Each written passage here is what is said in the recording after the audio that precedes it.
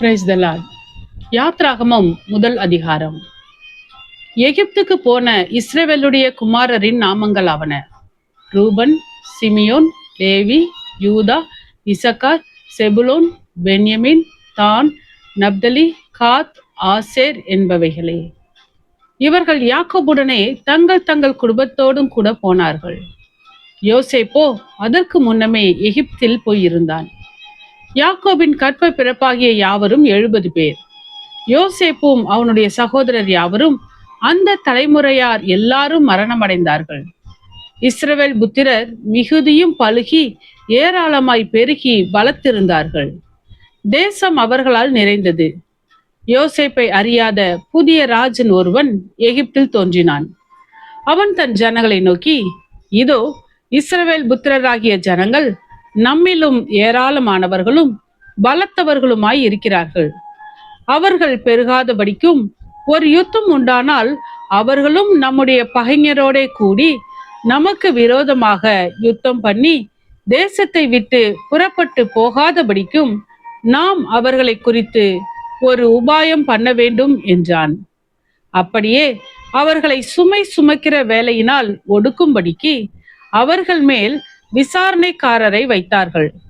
அப்பொழுது அவர்கள் பார்வோனுக்காக பித்தோம், ராமசேஸ் என்னும் பண்டசாலை பட்டணங்களை கட்டினார்கள்.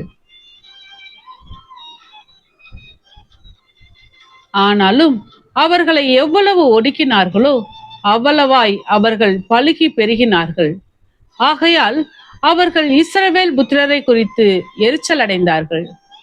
எகிப்தியர் இஸ்ரவேல் புத்திரரை கொடுமையாய் வேலை வாங்கினார்கள்.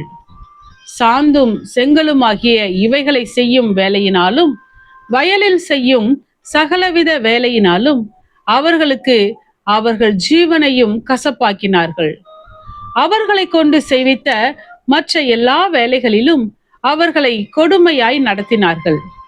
அதுவுமன்றி எகிப்தின் ராஜா சிப்பிரால், பூவால் என்னும் பேருடைய எபிரேய மருத்துவச்சிகளோட பேசி, நீங்கள் எபிரேய ஸ்திரீகளுக்கு மருத்துவம் செய்யும் போது அவர்கள் மனையின் மேல் உட்கார்ந்திருக்கையில் பார்த்து, ஆண் பிள்ளையானால் கொன்று போடுங்கள், பெண் பிள்ளையானால் உயிரோடு இருக்கட்டும் என்றான். மருத்துவச்சிகளோ தேவனுக்கு பயந்ததினால் எகிப்தின் ராஜா தங்களுக்கு இட்ட கட்டளைப்படி செய்யாமல் ஆண் பிள்ளைகளையும் உயிரோடே காப்பாற்றினார்கள். அதனால் எகிப்தின் ராஜா மருத்துவச்சிகளை அழைப்பித்து, நீங்கள் ஆண் பிள்ளைகளை உயிரோடே காப்பாற்றுகிற காரியம் என்ன என்று கேட்டான். அதற்கு மருத்துவச்சிகள் பார்வோனை நோக்கி, எபிரேய ஸ்திரீகள் எகிப்திய ஸ்திரீகளைப் போல் அல்ல, அவர்கள் நல்ல பலமுள்ளவர்கள். மருத்துவச்சி அவர்களிடத்திற்கு போகும் முன்னே அவர்கள் பிரசவித்தாகும் என்றார்கள். இது நிமித்தம் தேவன் மருத்துவச்சிகளுக்கு நன்மை செய்தார். ஜனங்கள் பெருகி மிகுதியும் பலத்து போனார்கள். மருத்துவச்சிகள் தேவனுக்கு பயந்ததினால் அவர்களுடைய குடும்பங்கள் தழைக்கும்படி செய்தார்.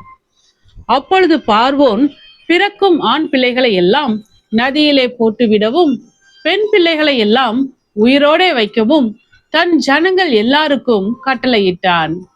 ஆமென்.